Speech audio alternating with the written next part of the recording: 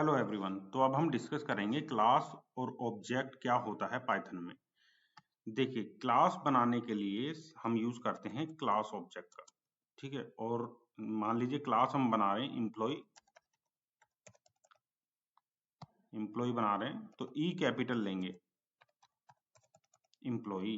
तो ये क्लास हो गई, इसके अंदर कुछ इसके वेरिएबल ले लेते हैं, जैसे एम्प्लॉय का नेम राहुल और एज ले ली हमने 30, ठीक। ये एक हमारी क्लास हो गई जिसमें दो वेरिएबल हैं, नेम और एज, एम्प्लॉय। अब इनको अगर मैं नेम और एज को एक्सेस करना चाहूं तो कैसे करूंगा? देखिए, जिस तरह से हम फंक्शन को कॉल करते हैं बिल्कुल वैसे ही यहाँ पे क्लास को कॉल करेंगे और असाइन कर देंगे किसी वेरिएबल में ईएमपी। तो ये जो हमारा ईएमपी है, ये है ऑब्जेक्ट किसका? इस एम्प्लॉय क्लास का। इस ऑब्जेक्ट से हम इसकी प्रॉपर्टीज, इसके जो वेरिएबल हैं, एट्रीब्यूट्स हैं, इसके फंक्शंस हैं, वो सब एक्सेस कर सकते हैं। कैसे? मैं यहाँ पे प्रिंट करता हूं, देखिए, प्रिंट emp.name emp.age, ठीक है। एग्जीक्यूट करता हूं, ये मैंने यहाँ पे एग्जीक्यूट किया तो यहाँ पे राहुल और उसकी एज आ गई। अब मैं अगर रीअसाइन करूं तो इनकी वैल्यू रीअसाइन भी कर सकता हूं। मैं यहाँ पे जाता हूं और यहाँ पे नाम दिया मैंने मोहन और एज दी मैंने यहाँ पे 31 और फिर से प्रिंट करूंगा तो देखिए ये मैंने फिर से इनकी वैल्यू जो है नेम और एज चेंज कर दी है। पहले तो आई राहुल 30, मोहन 31।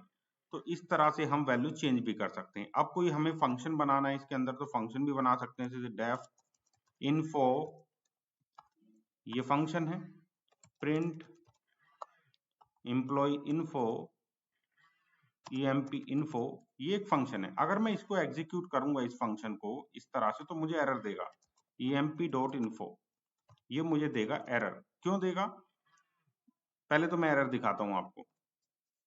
देखिए emp.info, देखिए ये जो ऑब्जेक्ट है ये किसको रेफर कर रहा है? क्लास को। तो यहाँ पे आया employee.info takes zero potential argument लेगा but one was assign given. तो इसमें जीरो पोटेंशियल आर्गुमेंट क्या है? सेल्फ के इसे रिप्रेजेंट करेगा। जैसे ये ऑब्जेक्ट ईएमपी किसको रिप्रेजेंट कर रहा है? इस एम्प्लॉय को।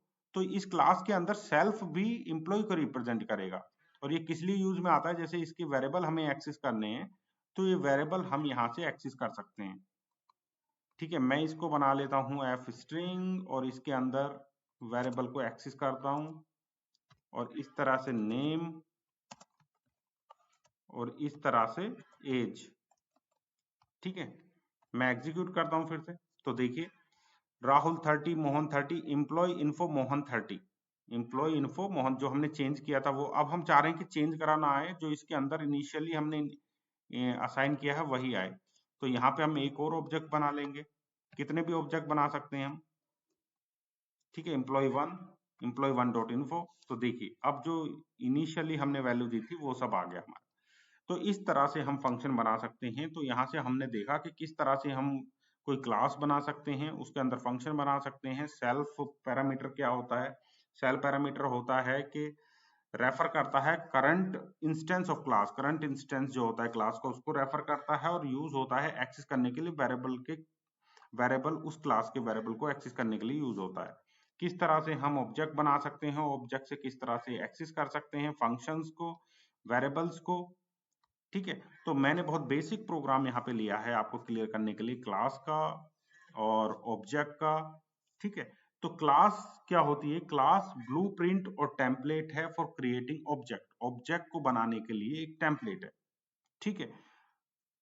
जो जिसमें हम इनिशियल वैल्यू वेरिएबल्स की दे सकते हैं, इनिशियल वैल्यूज हम प्रोवाइड कर सकते हैं। ऑब्जेक्ट क्या है? ऑब्जेक्ट है इंस्टेंस ऑफ क्लास का इंस्टेंस है जिससे हम इसकी प्रॉपर्टीज को, वेरिएबल्स को, फंक्शंस को एक्सेस कर सकते हैं, ठीक है।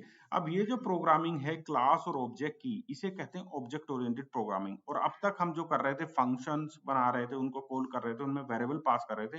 फंक्शनल प्रोग्रामिंग, उस फंक्शनल प्रोग्रामिंग को बोलते हैं प्रोसीजरल प्रोग्रामिंग। प्रोसीजरल प्रोग्रामिंग, तो प्रोसीजरल प्रोग्रामिंग और ऑब्जेक्ट ओरिएंटेड प्रोग्रामिंग को आपको यहाँ पे कंपेयर करते हुए चलना है। तो आपको जो है सीधा पता चलेगा कि क्या क्या डिफरेंस है, क्या क्या बेनिफिट्स हैं, किस तरह से इनहेरिटेंस कर रहे हैं तो क्या बेनिफिट्स हो रहे हैं, पॉलीमॉर्फिज्म हो रहा है तो क्या बेनिफिट्स हो रहे हैं, जो हम फंक्शनल प्रोग्रामिंग से अब तक जो हमने बेसिक सीखा उससे अचीव नहीं कर सकते, और किस तरह से हम अपना कोड अच्छे से मैनेज कर सकते हैं ऑब्जेक्ट ओरिएंटेड प्रोग्रामिंग में।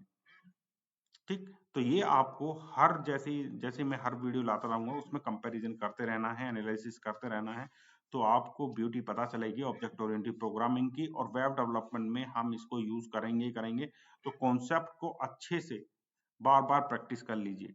ठीक है, और अगर ये कॉन्सेप्ट आपको क्लास और ऑब्जेक्ट का समझ में आया है तो वीडियो को लाइक करें और चैनल को सब्सक्राइब करना ना भूलें। Thank you.